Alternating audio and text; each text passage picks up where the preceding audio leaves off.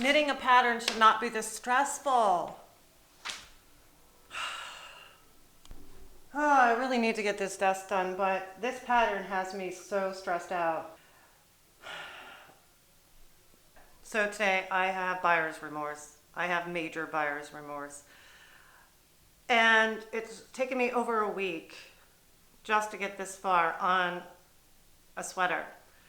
And the reason why I say I have buyer's remorse is I spent quite a lot of time on Ravelry looking at patterns, which there's so many things on Ravelry you'll get lost. So I end up spending hours and hours upon hours searching for a pattern. Now I did pay money for this pattern and it's very disheartening.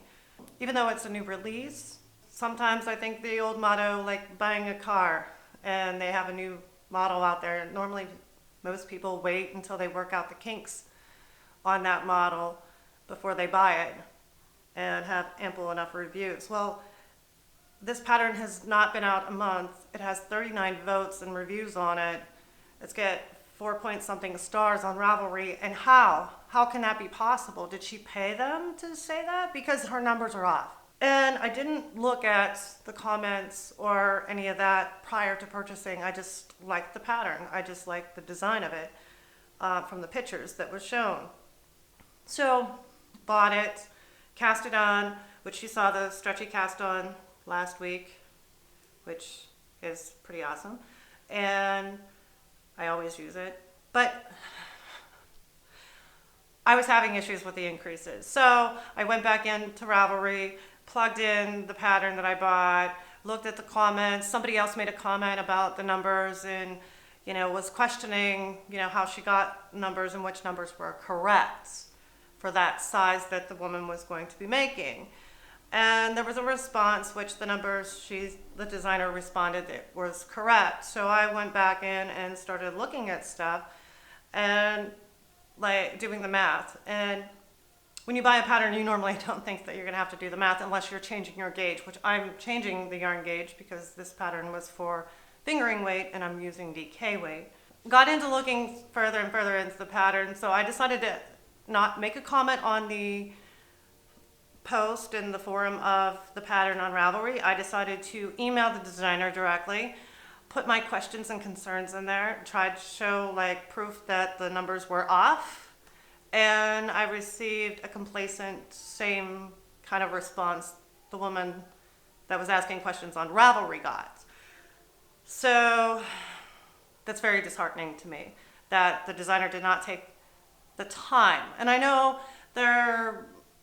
they've got deadlines and stuff to meet, but when you're buying a pattern, it should be correct. So I'm not sure if there was test knitters or people just don't count when they knit or crochet, which that's very sad because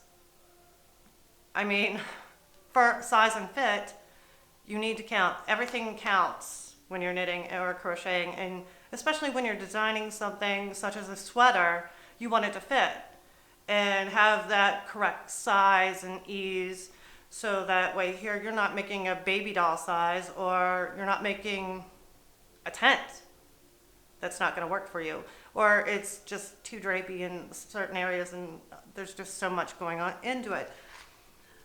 I'm sorry about this video being a rant, but it is a rant because if you're out there and you want to, and I've said this, you can knit a sweater. It's easy. This one should not have been this hard. And I've knit sweaters before, very intricate sweaters with lots of lace and cables and everything.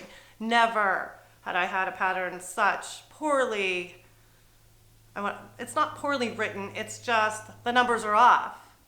So she needs a new calculator. Or she just got so into that she has so many sweater patterns out there on Ravelry, she just plugged the numbers in from a different pattern and put them into this pattern, and they don't work. They do not work. So if you out there have bought a pattern January 2019 and it's brand new and it's a top down for fingering weight and you're trying to do something with it and you're not getting it, you're not alone, because I'm in the same boat. So without further ado, just going to point out a few things to double check your math. of the designer and make sure it works out before you start something. And also, take time to, get your gauge correct. And also ask questions. Go on the forums. That's what they're there for. 1 hour later.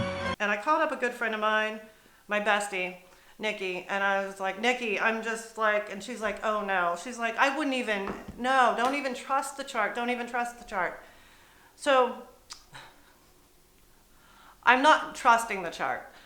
I'm going to rechart it myself, probably make some changes on it. Like I said, I'm making it in DK compared to fingering, but I would always tell you guys, double question the designer, do your math before you start a big project like this.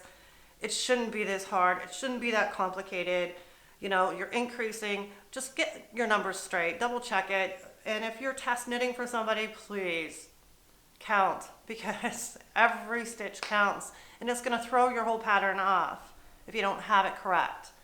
So I'm sorry again for the rant, and I'm sitting on the floor still in my studio, which I've got to get to my desk and soon. And that will be probably in the next video, because I'm doing something cool, because I'm creative like that. And I need to walk away from this, because just for a little while, walk away from it and get back at it.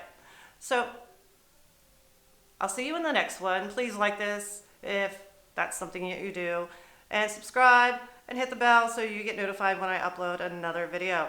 So I'll see you in the next one.